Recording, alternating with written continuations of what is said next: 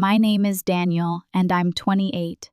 If you need one single, solitary fact to understand my existence, it's this. My sister Amelia is 30, and she's a black hole for attention. A freaking supernova. Growing up, she was Precious Amelia. Emphasis on the precious. She could get away with arson if she managed a well-timed sob and a fluttering of her eyelashes. She knew how to play the victim, the hero, whatever role got her the most sympathy points that particular day. I, on the other hand, was Daniel, the responsible one, the designated adult in a house full of overgrown children.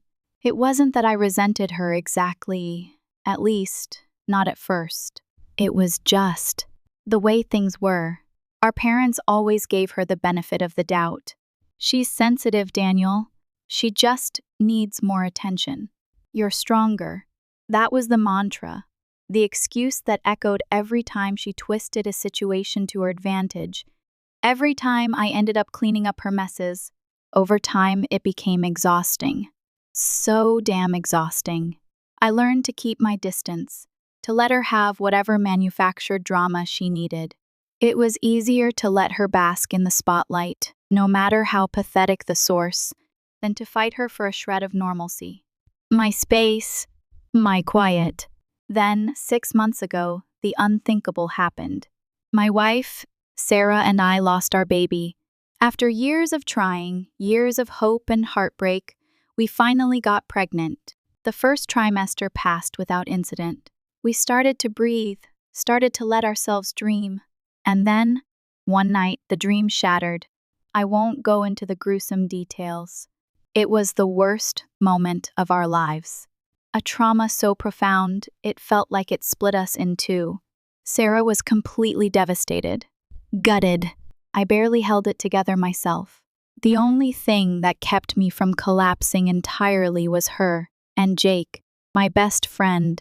He was a rock. He checked in on us every single day, made sure we were eating, even handled the calls from well-meaning relatives who didn't realize their platitudes were like rusty knives twisting in the open wound. If it wasn't for him and Sarah's ferocious strength, I honestly don't know how I would have made it. And Amelia? Radio silence.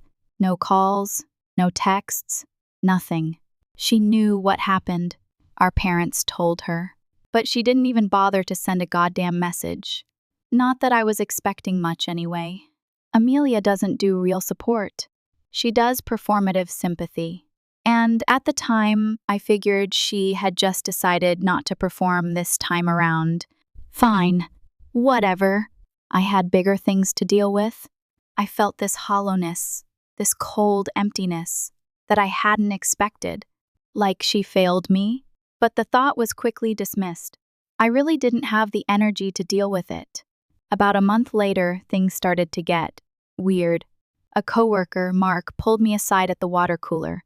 He gave me that overly sympathetic look, the one that made my skin crawl.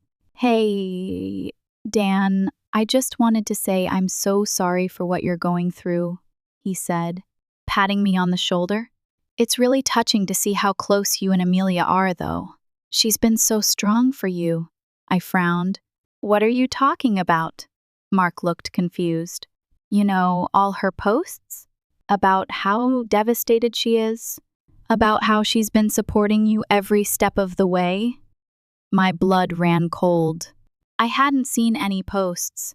I had actively avoided social media since it happened. I felt a wave of nausea hit me, a sick premonition churning in my stomach. I mumbled a quick thanks to Mark and rushed back to my desk. My hands were shaking as I opened Amelia's social media profile. I knew I shouldn't. I knew it. But the morbid curiosity, the desperate need to understand, was overwhelming. And there it was, post after sickening post of her crying selfies. Dramatic close-ups of her red-rimmed eyes, long, rambling captions about how she was struggling to be strong for me, about how she had held my hand through the darkest time of my life. She even wrote about how she had stayed up all night comforting me after it happened.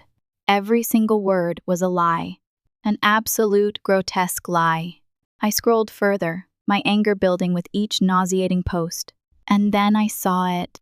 A picture of me and Sarah from a year ago, taken at a family gathering.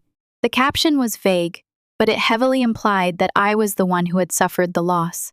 That I was the one who was broken. That was when the anger truly hit. It wasn't just about her lying. It was about how she had taken something so sacred, so intensely personal, something that belonged to Sarah and me, and twisted it into her own personal sob story for attention. She had stolen our grief, weaponized it, and turned it into a narrative where she was the one suffering, the one people should be comforting. And it had worked. Our extended family was flooding her comments with messages of support. Friends who hadn't even bothered to reach out to me were telling her to stay strong. Even our parents were commenting, telling her how proud they were of her for being such a good sister. A rage, a fire, an all-consuming anger exploded inside of me. I sent her a message immediately. No preamble, no sugarcoating, just raw, unfiltered fury. What the hell are you doing? Her response was infuriatingly casual. I'm just trying to bring awareness to pregnancy loss. Like she was some kind of activist, some selfless advocate. Like she wasn't using my actual tragedy as a stepping stone for social media clout. Take everything down, I typed, my fingers trembling on the keyboard. Every post, every picture. She acted confused, feigned ignorance. I don't understand why you're so upset, Daniel. I'm just expressing my feelings. Are you gatekeeping grief now? That was the moment I knew this wasn't just Amelia being her usual selfish self. This was something far more sinister. Of course, she ran straight to our parents, the perennial referees of our sibling rivalry. She told them I was attacking her, that I was lashing out because I was hurting, that I was trying to ruin her reputation. And they believed her. Hook, line, and sinker. I got a call from Mom, her voice tight with disapproval. Daniel, you need to calm down. Everyone grieves differently. Amelia is coping in her own way. Coping by making my loss about her? I exploded. By turning my pain into engagement bait for likes and comments? Silence. Then, Mom sighed. If you can't see what's wrong with this, then I don't want to talk to you about it anymore. Fine, I snapped. Then don't, she huffed, said I was being unfair, and hung up. Amelia, meanwhile, kept going. Another post went up that night, something about how some people don't want others to express their pain, a vague, self-pitying jab at me. And, of course, the comments were all about how brave she was, how hard it must be for her. That was when I realized I had two choices. Either let her keep running with this twisted, fabricated narrative, or do something about it. I didn't know how I was going to handle it yet, but one thing was certain. Amelia wasn't going to get away with this. At first, I was too paralyzed by fury to do anything. The sheer audacity of her actions, the casual cruelty with which she had exploited our pain, left me reeling.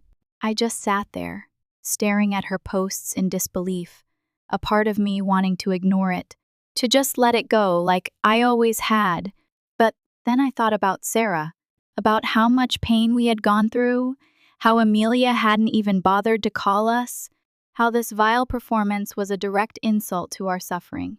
My hands were shaking as I opened my phone and started taking screenshots.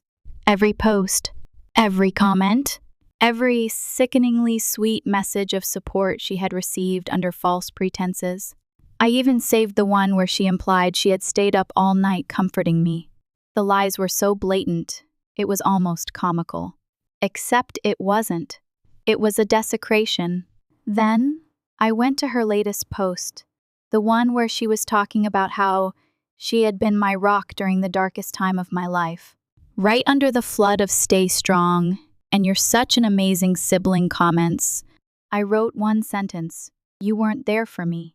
Stop lying. It lasted about 5 minutes before it disappeared. She deleted it. I posted again, this time making it even clearer. "You never once checked in on me. Don't pretend you did." Delete it again. Then she messaged me, acting like I was the problem. Told me she didn't want negativity on her page, that she was just trying to share her feelings, that I was overreacting. Take it all down, I repeated, my voice shaking with rage. She ignored me. That's when her friends started DMing me. First, a message from Chloe, one of Amelia's longtime sycophants. Long paragraphs about how grief makes people act in different ways, about how I was being unfair, about how Amelia was just trying to cope. Then another one calling me toxic for trying to control how Amelia processes things. One even had the audacity to say I was just jealous that Amelia was getting support. Jealous of what? Of her ability to exploit tragedy for attention? Of her utter lack of empathy? It didn't stop there. My mom called me next, her voice laced with disappointment. She was upset, telling me I was making things harder for Amelia, that I needed to let it go and stop causing drama. Did you even read Amelia's posts? I demanded. Do you see how she's making this all about herself?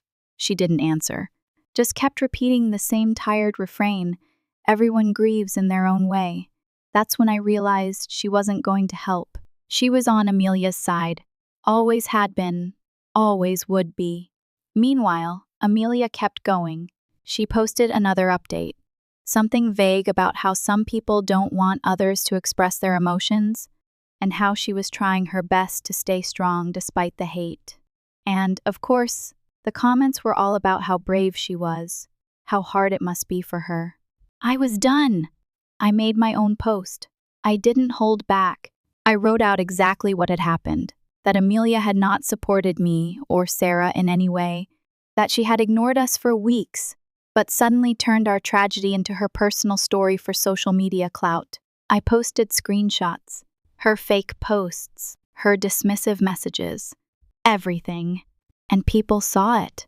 The response was mixed. Some mutual friends started questioning her. A few even unfollowed her, but others doubled down in her defense. People grieved differently. One person commented, "You don't get to decide how she processes her loss." It was frustrating, but I knew not everyone would see the truth. One of our cousins, Mark, messaged me, saying they had no idea Amelia had twisted the story like this. A few others reached out with apologies, admitting they had been fooled. Amelia must have seen it, because within an hour she blocked me. Jake messaged me right after, asking if I was okay. "You good, man?" I saw the mess on her page. I told him I was fine. But his next words stuck with me. "You did the right thing, Dan. But don't let this consume you. She's not worth it." Then she made another post, this time about how she was being bullied by her own family. She never mentioned my name, but it was obvious who she was talking about. The crocodile tears were in full force. And, sure enough, her followers flooded her comments with sympathy. Mom called me again, but this time she was furious. Accused me of humiliating the family. Told me I should have come to her privately instead of airing dirty laundry. Where was this energy when Amelia was lying to the entire world? I demanded. Silence. Then she hung up. But then something interesting happened. I got a message from someone I didn't expect, Lisa, one of Amelia's old friends from high school. We hadn't talked in years, but she told me she had seen this before. Apparently, Amelia had a history of this kind of thing, making up dramatic stories, inserting herself into tragedies that weren't hers, spinning narratives where she was the victim or the hero. She even had proof, old screenshots from years ago, showing Amelia faking different sob stories for attention.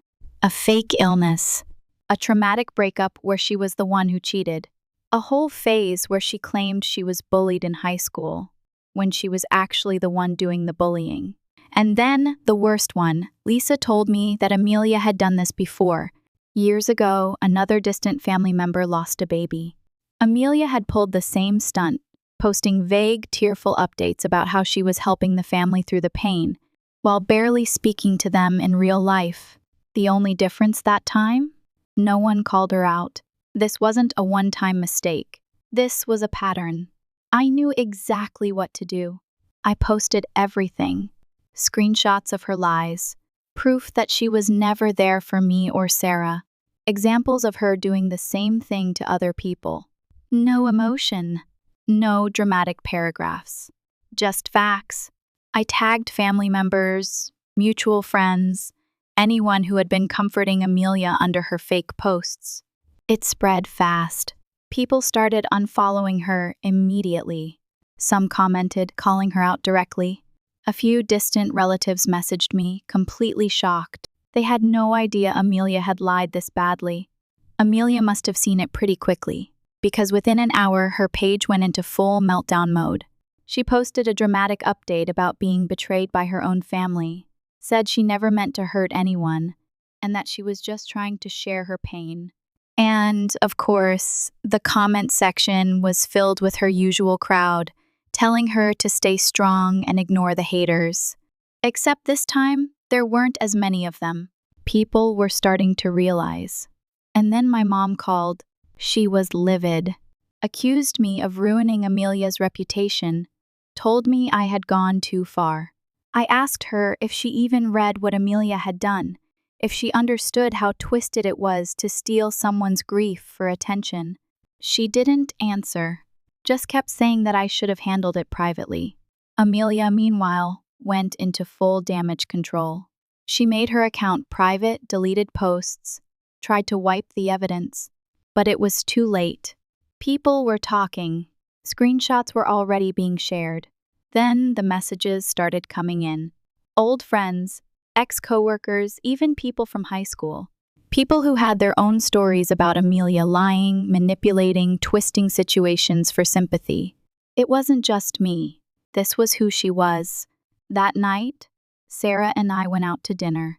It was the first time in a while that we actually felt light, like we weren't carrying all the weight of this anymore. The restaurant felt like a haven, a temporary escape from the storm. Over dinner, Sarah raised a glass to exposing a fraud. Then, my dad called. He rarely took sides when it came to Amelia, but this time he was blunt. He told me he always knew she was a liar, but never stepped in because it was easier to let her have her way. He said he wished he had done something sooner. Amelia's downfall didn't happen all at once. It was slow, quiet, insidious. Over the next few days, people unfollowed her, while others, especially those who weren't directly involved, still believed her side of the story. She was good at spinning narratives. I knew that, somewhere in a different social circle, she was probably already working on a new version of events to make herself the victim again.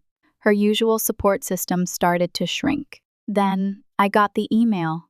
A long, rambling message from Amelia, full of fake apologies and guilt-tripping. She said she was in a dark place, that she never meant for things to get this bad, that she had lost so much because of me. I didn't respond. I just blocked her. For the first time in my life, I was done with Amelia. The fallout was immediate. Some family members still tried to defend her. They called what I did harsh, said she was just going through something, and that I should have handled it privately. A few even accused me of ruining her life. But others saw through her. Messages kept coming in. Cousins, old friends, even people I barely spoke to, saying they had suspected something was off, but never realized how deep Amelia's lies went. Amelia's reputation took a serious hit. She stopped posting for a while. No more sob stories. No more crying selfies. No more vague captions about grief and strength. Her usual circle of supporters got a lot quieter. Some people unfollowed her completely. Others stayed, but the energy had shifted. The blind praise was gone. Mom refused to acknowledge any of it. At least, not directly. When I brought up Amelia's lies, she avoided my questions, muttering that maybe Amelia exaggerated, but that she was still family. For a moment, I thought I saw doubt flicker in her expression, but then she shook her head and went right back to defending her. She talked about Amelia like she was the victim in all of this, never once admitted that Amelia had done something wrong. Instead, she kept trying to guilt-trip me into forgiving her. I blocked Amelia and went low contact with my mom. No more messages. No more arguing. No more exhausting phone calls where she tried to spin things in Amelia's favor. I needed space. Dad reached out privately. He admitted he had always known Amelia was a liar, but that it had been easier to ignore it than to confront her. He said he regretted not stepping in sooner, that he wished he had done more when we were kids, instead of letting her get away with everything. It didn't change the past, but it was something. For the first time in my life, I felt like a weight had been lifted. Amelia had no control over me anymore. Weeks passed. Amelia eventually reappeared on social media. But this time, she avoided the topic completely. No more posts about loss. No more mentions of grief. She tried to act like nothing had happened. Like she hadn't just spent months pretending to be the grieving sister, only to be completely exposed. But people hadn't forgotten. Some of her old friends reached out to me, apologizing for believing her lies. A few even told me they had confronted Amelia about it. Apparently, she gave them the same story. She never meant to hurt anyone. She didn't realize it would get so bad. She was just trying to raise awareness. It wasn't working anymore.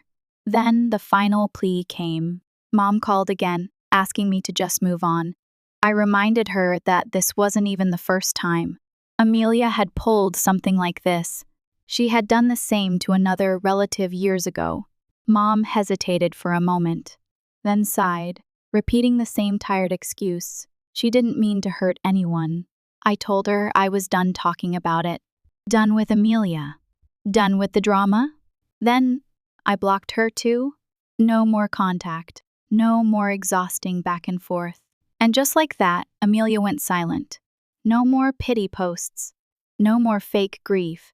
She had no audience left for it. Sarah and I decided to take a small trip. Just a weekend getaway to clear our heads. It was the first time in a long time that we felt truly free from all of it.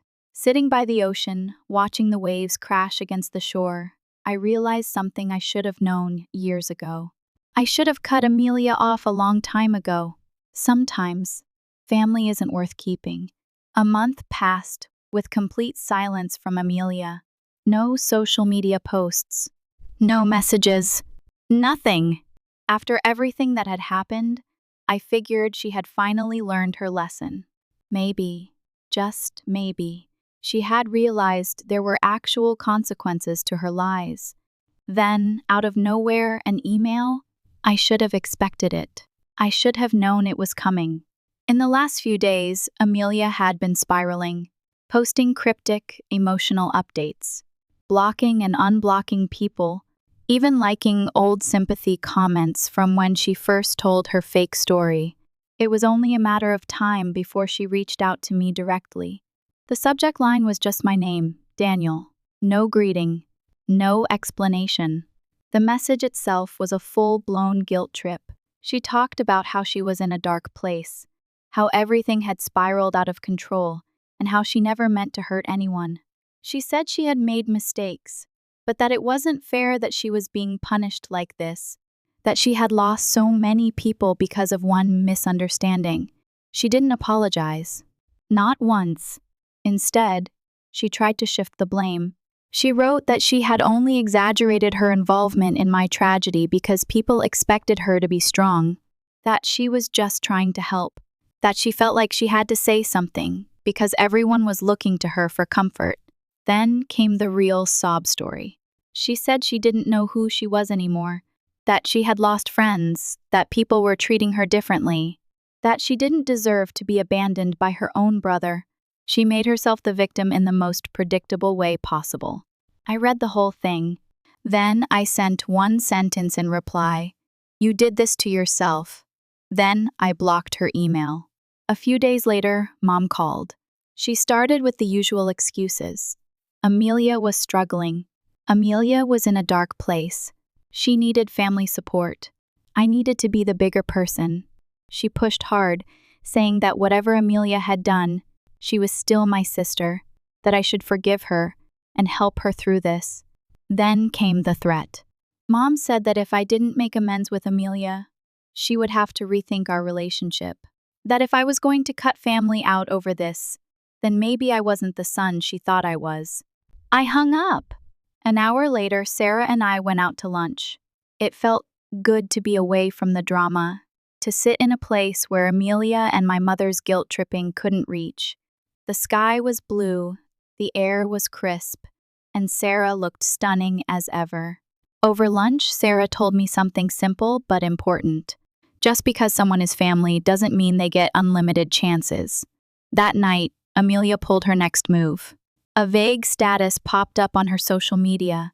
It's painful when the people you love turn their backs on you. It was obvious who it was about.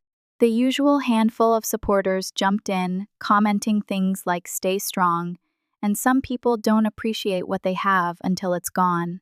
A couple of distant relatives reached out, asking why I was being so harsh to my own sister. I ignored them. Then something unexpected happened. Dad texted me. He didn't say much, just that he understood why I had cut Amelia off, that he wished things had turned out differently, but that he wasn't going to push me to fix things. He told me to take care of myself. It was the closest thing to support I had ever gotten from him when it came to Amelia. Meanwhile, Mom doubled down. When I didn't respond to Amelia's pity post, she gave me the silent treatment. No calls, no texts for a whole week. She refused to speak to me. That's when it really hit me how much she had been enabling Amelia's behavior. It wasn't just Amelia. It never had been. Mom had been making excuses for her for years, smoothing things over, covering for her. She had allowed Amelia to become the person she was. And for the first time, I started wondering if I should distance myself from my mother too. I woke up to a flood of messages. Old friends, cousins, even people I barely spoke to were sending me links, screenshots, and question marks. It didn't take long to figure out why. Amelia had done it again. But this time, she went further than I ever thought she would. According to her latest social media stunt, she had also been pregnant. Not just pregnant, she had supposedly lost the baby around the same time Sarah and I did. The captions were long and dramatic, full of vague but emotionally charged wording. Grief is a heavy burden to carry, especially when your loss is ignored. Some of us suffer in silence, while others get all the support. No one asks how I feel. It was obvious what she was trying to do. She wasn't just making herself the victim anymore. She was trying to make her loss bigger than mine. She wanted to flip the narrative, turn it into her tragedy. The problem? Amelia was never pregnant. While Sarah and I had been dealing with the worst moment of our lives, Amelia had been living as if nothing had happened. Traveling, partying, posting selfies with captions about self-care. There was no hint, no mention of pregnancy, miscarriage, or anything remotely close to what she was now claiming. I wasn't the only one who saw through it. People in the comments started asking questions. A few even tagged me, probably expecting me to confirm it. Some of her usual supporters still blindly believed her, posting the standard sending love and stay strong replies. But for the first time, there was pushback. I knew I had to handle this the right way. I started with fact-checking. Amelia had been dating someone casually around the time she was supposedly pregnant, so I reached out to him. We weren't close, but we met a few times at family gatherings. His name was Justin. His response was laughter. He confirmed, without hesitation, that Amelia was never pregnant. If she had been, he would have known. They had spent almost every weekend together at that time, and she had never once mentioned it. He told me he wasn't surprised she was making something like this up. Apparently, she had a habit of rewriting history when it suited her. That was all I needed. I went straight to social media and commented on her post. Lying about a miscarriage to get sympathy is a new low, even for you, Amelia. The reaction was instant. Within minutes, my comment had more likes than her actual post. People started responding, questioning everything. The ones who had doubted her before now had proof. The ones who had blindly believed her were suddenly quiet. Then, Amelia messaged me. She was begging me to delete the comment, said it was making her look bad, that she didn't mean for things to blow up like this. I replied with 2 words, "You are bad." And just like that, her social media meltdown began. She made her Instagram private, deleted the post, tried to erase the evidence, but it was too late. Screenshots were already spreading. Family members were furious. That night, I got calls from relatives demanding answers. They wanted to know if Amelia's pregnancy story was real. I told them the truth. The reaction was exactly what you'd expect. Shock, disgust, complete disbelief. For the first time, even some of the people who had supported her started pulling away. Then, of course, Mom got involved. She called, trying to do damage control. Said Amelia probably believed it was true, that sometimes people convince themselves of things when they're under stress. It was pathetic. I told her I was done with this family dynamic, that I had put up with Amelia's lies for years. But this was the final straw. No more second chances. No more conversations about forgiveness. Then Amelia tried one last move, an email. This time, she played the mental health card. Said she was going through a crisis, that she had made mistakes but needed her family, that she didn't want to be abandoned. I didn't respond. I just deleted it. For the first time in my life, Amelia had run out of people to manipulate. A few weeks passed with nothing but silence from Amelia. No more emails, no more pity posts, no sudden mental health crisis updates. It was like she had finally realized she couldn't spin the narrative in her favor anymore. Then came the family gathering. I already knew Amelia was going to be there. Sarah and I debated skipping it, but in the end, we decided to go. It was a big event, one of those things where skipping would just make everything worse. Besides, I wasn't afraid of Amelia anymore. We walked in, greeted a few relatives, and within 5 minutes, Amelia spotted us. And just like that, the performance began. Her eyes went wide. Her hand covered her mouth. And suddenly, tears. Big, dramatic, exaggerated sobs. As if she had just been hit with the full weight of our broken relationship. Right then and there, conversation stopped. People turned to look. Amelia buried her face in her hands, her shoulders shaking like she was in some kind of emotional breakdown. Then came the speech. Through the forced sobbing, she started talking, loud enough for everyone to hear. She went on about how she never wanted things to be this way, how life was too short for grudges, how family should always come first. She talked like we were in some kind of soap opera. I let her finish. I let the silence hang. Then, in the calmest voice possible, I said, "You don't get to rewrite what you did." That was it. No yelling, no big confrontation, just facts. Amelia froze. She probably expected some emotional moment, where I broke down and hugged her, where everyone clapped, where she got to be the star of her own redemption arc. Instead, all she got was a cold, blank stare. Mom stepped in immediately. She reached for my arm, tried to guide me toward Amelia like we were supposed to have some dramatic reunion. I took a step back. Then, unexpectedly, someone else spoke up. One of our aunts, someone who had been quiet through all of this, shook her head and said, "You did this to yourself, Amelia." Amelia looked stunned, like she had been physically slapped. Then another voice joined in. A cousin muttered, "Yeah, we all saw the screenshots." That was when it hit her. This wasn't just me refusing to play along. People knew. People who used to support her. People who had once blindly defended her. They weren't buying it anymore. Amelia turned bright red, mumbled something under her breath, and then stormed out. Nobody followed her. That should have been the end of it. But of course, Mom wasn't going to let it go that easily. She turned to me, furious. "This is your fault," she hissed. "You humiliated your own sister." That was it for me. I grabbed Sarah's hand, turned around, and walked out. Dad didn't say anything, just watched us leave. An hour later, he sent me a text. "You're right to walk away. I just wish I had the strength to." That was the last message I ever got from him about Amelia. After that, Amelia disappeared from social media for weeks. No posts. No dramatic updates. It was like she had finally realized she couldn't spin the narrative in her favor anymore. But Mom, she doubled down. She started leaving voicemails, one after another. Some were angry, blaming me for the family falling apart. Others were weepy, begging me to fix this before it was too late. She switched between guilt-tripping and emotional manipulation, like it was an art form. I blocked her. For the first time in my life, I had no contact with Amelia, and no contact with my mother. And for the first time, I felt completely free. This wasn't some sudden change. This was inevitable. Amelia had always been this way. Mom had always enabled it. The only difference was that I had finally stopped playing along.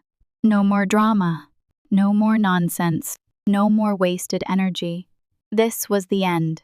A few months passed without a word from Amelia. No messages. No dramatic social media posts. Nothing!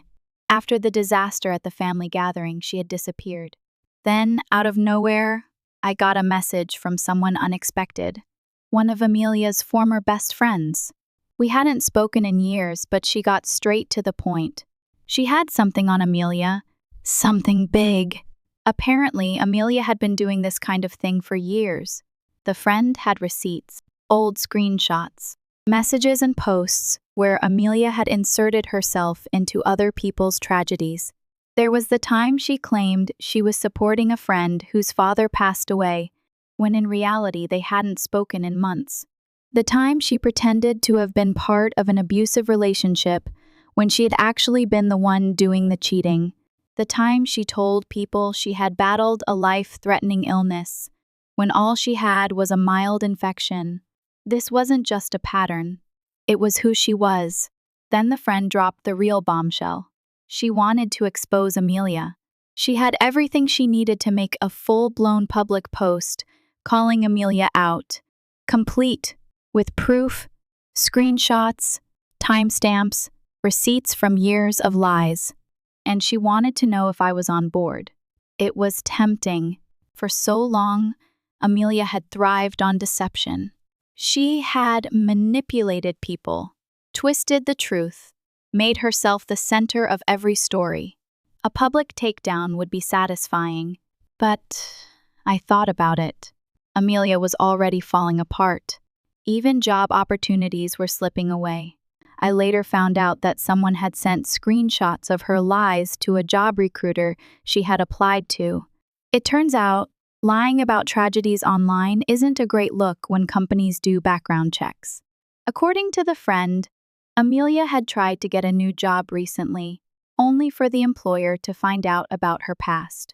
She had built her life on a shaky foundation of lies, and now it was all crumbling. I told the friend to do what she wanted, but I wasn't going to be involved. Karma was already handling it. Then, right on cue, Amelia made her next move. She reappeared online, but this time she had reinvented herself. The new Amelia was all about self-growth. Her social media was suddenly full of inspirational quotes, long captions about learning from past mistakes, and becoming the best version of yourself. She posted about meditation, self-care, and cutting out negativity. She never mentioned what happened, never acknowledged her lies, just acted like she had gone through some deep transformation and was now on a journey of enlightenment. The internet didn't buy it. People still remembered. Under every new post, there were comments calling her out. People asking if self-growth included lying about a miscarriage. Others just straight up reminding her that they hadn't forgotten what she did. The backlash was relentless. Within a week, Amelia deactivated her account again. Then, Mom reached out. She sent an email. No subject line, just a desperate plea. She begged me to check on Amelia, said she was worried, that Amelia was going through a hard time, that she needed family. I replied with 3 words, "Not my problem." Then I blocked her email too. That was the last time I heard from either of them. With no more drama, Sarah and I finally felt free. We moved to a new city, away from all the family nonsense. We focused on our lives, our happiness, our future. And for the first time, I realized something. Some people never change. but I don't have to let them ruin my life. It's been 2 years since I cut off Amelia and my mother. 2 years of peace. 2 years without the constant chaos, the lies, the manipulation. 2 years where I haven't had to deal with Amelia trying to make herself the center of every tragedy, or my mother insisting that I be the bigger person. And honestly, my life has never been better. No surprise drama, no random guilt trips, no waking up to texts linking me to whatever latest stunt Amelia pulled. Just normal life, the kind I never realized I was missing until I got away from them. Amelia, of course, didn't disappear completely. She tried to come back online multiple times, each attempt more embarrassing than the last. Every few months, she would reactivate her accounts, post some vague, inspirational nonsense about growth and learning from past mistakes. And then, like clockwork, people would remind her exactly who she was. The internet never forgets. Under every post, there would be comments, people bringing up the lies, the fake pregnancy, the social media circus she created. No matter how much she tried to rebrand herself, the truth followed her. Every time, she ended up deactivating again. Mom still tries to. Every few months, I get an email from her. The subject lines are always the same. Please talk to me. Family is forever. We need to fix this. I don't open them anymore. Dad, on the other hand, stayed in quiet contact. He never pushes me to reconnect with Amelia or Mom. He just checks in every now and then, asks how I'm doing, and leaves it at that. It's the closest thing to real support I've ever gotten from him. As for Amelia, she's alone now. The few people who still stuck by her after everything eventually distanced themselves. She burned every bridge, lost every bit of credibility. The people who once defended her now admit they were wrong. I used to wonder if she'd ever change, if hitting rock bottom would finally make her see what she had done. But after 2 years, it's clear she doesn't want to change. She just wants attention. Sarah had suggested therapy months before, but I kept brushing it off. I don't need to talk to a stranger about Amelia, I'd tell her. But after everything, cutting her off, blocking Mom, dealing with the weight of years of manipulation, I realized I wasn't as okay as I pretended to be. I finally booked an appointment. Not for Amelia specifically, but for everything. Growing up in a family where manipulation was normal, where I was always the strong one while Amelia was coddled, left a bigger impact than I realized. It helped. A lot. I learned to identify the patterns of manipulation, the subtle ways they had affected my self-esteem, my relationships, my entire worldview. I started to set boundaries, to prioritize my own needs, to stop feeling guilty for saying no. Sarah and I are stronger than ever. We've built a life that's ours, free from all the toxicity. There's no guilt anymore, no second guessing, just peace. And I've learned something important. The best revenge isn't exposing someone. It's not getting the last word or making sure everyone knows the truth. It's moving on. It's living well. It's being happy. Amelia will keep trying to come back, to reinvent herself, to find some way to make people feel sorry for her. But it won't work anymore. She's stuck in a cycle I'm not. I don't regret cutting them off. Not for a second. If you take anything from my story, let it be this: don't waste time on people who don't respect you. It doesn't matter if they're family. You don't owe them your peace. I'm finally free, and I'm never looking back. Sarah and I are talking about the future, about starting a family again. We're scared, of course. The memory of our loss is still raw, the pain still sharp. But we're also hopeful. We know we can get through anything as long as we have each other. And maybe, just maybe, we can build a family that's based on love, respect, and honesty. A family where manipulation and lies have no place. A family where I can finally be the strong one, not because I have to, but because I choose to be. The sun is setting now, casting long shadows across the room. I look at Sarah, her face lit by the warm glow, and I know I've made the right choices. The past is behind me. The future is ahead. And for the first time in a long time, I feel like I can breathe, like I can finally be myself, Like I can finally be happy. This is my life now, and it's mine to create. No Amelia, no Mom, just me, Sarah, and the possibility of a future filled with joy, love, and peace. Time continues its relentless march. 5 years have passed since the initial storm. 5 years of conscious, deliberate separation. The life Sarah and I have cultivated is everything I once craved, stable, peaceful, and filled with a quiet, simmering joy. We have a beautiful little girl now, Lily, who fills our days with laughter and a constant, overwhelming sense of love. But even in the brightest sunshine, the faintest shadows can linger. A few weeks ago, I received a letter, an actual physical letter, delivered through the postal service. It was addressed in shaky, unfamiliar handwriting. I almost threw it away, assuming it was junk mail. Something compelled me to open it. The letter was from a woman I didn't know. She identified herself as a former patient at a psychiatric facility, where Amelia had been undergoing treatment for the past few years. My blood ran cold. The woman wrote that she had been assigned to a group therapy session with Amelia, and that Amelia had spoken about her family. About me. She claimed that Amelia was deeply remorseful for her actions, that she finally understood the pain she had caused, and that she desperately wanted to make amends. She insisted that Amelia's mental state was fragile, and that reconnecting with her family could be crucial for her recovery.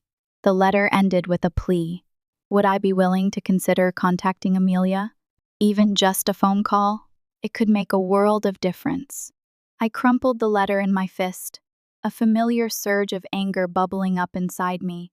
This had to be some kind of manipulation, another elaborate scheme to worm her way back into my life. I wanted to dismiss it entirely, to throw it away and forget I ever received it. But something held me back, a tiny seed of doubt. Could it be possible that Amelia had genuinely changed? Could she have finally faced the consequences of her actions and learned from her mistakes? Could she actually be remorseful? The thought was unsettling. For years, I had painted her as a monster, a narcissistic sociopath incapable of empathy.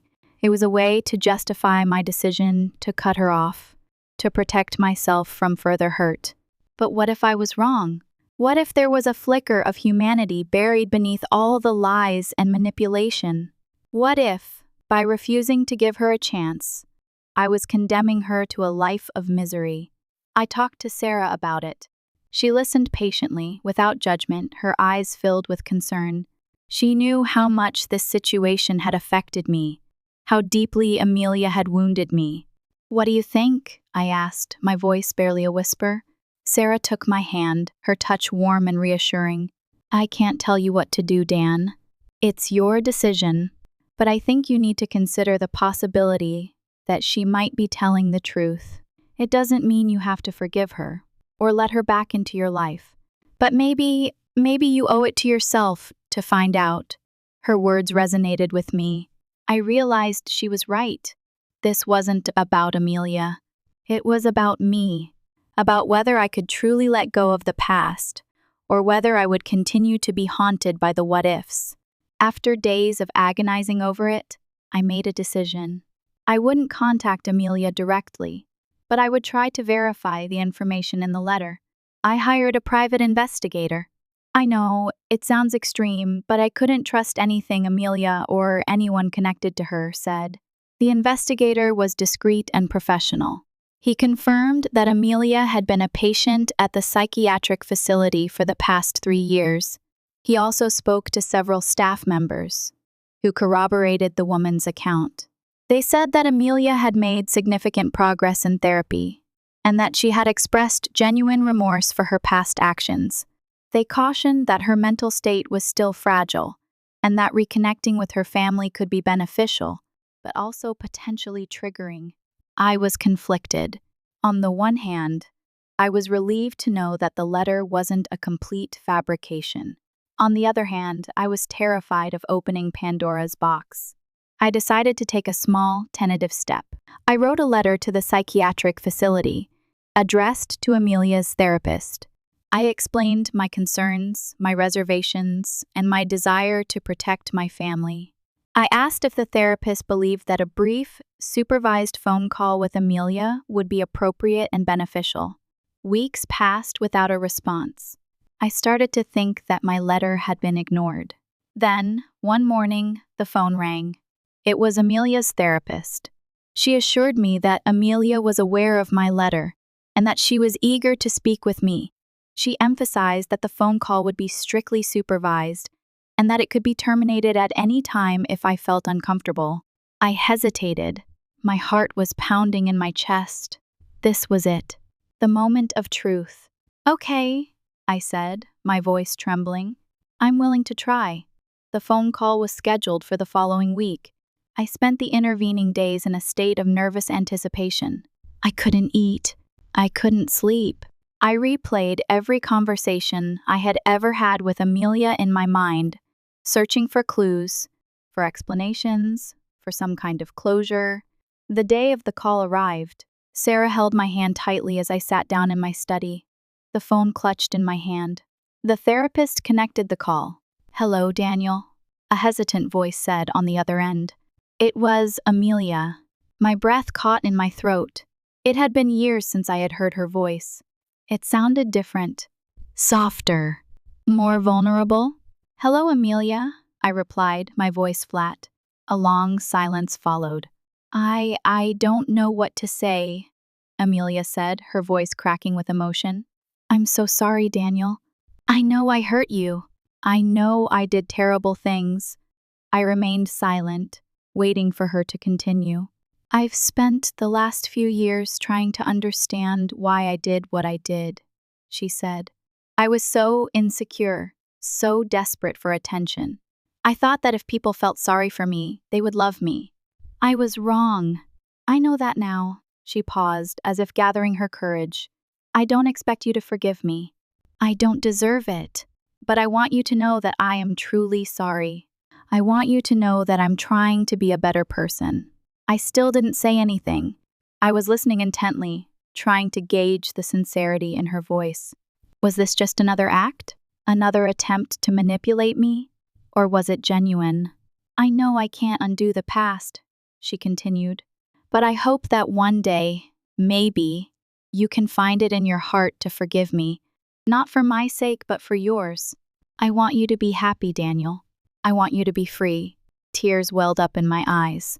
It was the first time I had ever heard Amelia express concern for my well-being, the first time she had acknowledged the pain she had caused, without trying to justify it or deflect blame. "Thank you, Amelia," I said, my voice choked with emotion. "I appreciate that." Another long silence followed. Is there anything you want to ask me?" she said finally. I hesitated. There were so many questions I wanted to ask. Questions about her motivations, her regrets, her future plans. But I didn't know if I was ready to hear the answers. "No," I said. "Not right now." "Okay," she replied. "Well, I just wanted to say that I'm proud of you, Daniel. I'm proud of the life you've built.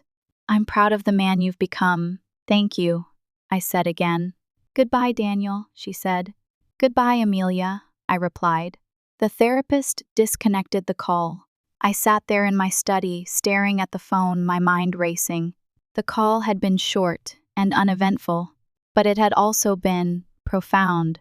I didn't know if I believed that Amelia had completely changed. I didn't know if I would ever be able to fully forgive her, but I knew that I had heard something genuine in her voice. I knew that she was finally taking responsibility for her actions. And that was enough. I stood up and walked into the living room, where Sarah was waiting for me. She looked at me with concern, her eyes searching mine. "How did it go?" she asked. I smiled. "It went okay," I said. I think she meant it." Sarah embraced me tightly. "I'm so proud of you, Dan," she said. "You did a brave thing." "We did," I corrected. The weight that I had been carrying for so many years finally began to lift. I realized that I didn't need Amelia's forgiveness to be happy. I didn't need her to be perfect. All I needed was to let go of the past and embrace the present, to focus on my family, my happiness, and my future. I looked at Sarah, at Lily, sleeping peacefully in her crib, and I knew that I had everything I needed. The sun was setting, painting the sky in vibrant hues of orange and gold. It was a beautiful sight, and for the first time in a long time, I felt like I could truly appreciate it. The story ends here, not with a dramatic reconciliation, not with a fairy tale ending, but with a quiet sense of peace. I don't know what the future holds. I don't know if Amelia will ever be a part of my life again, but I do know that I am free, and that's all that matters.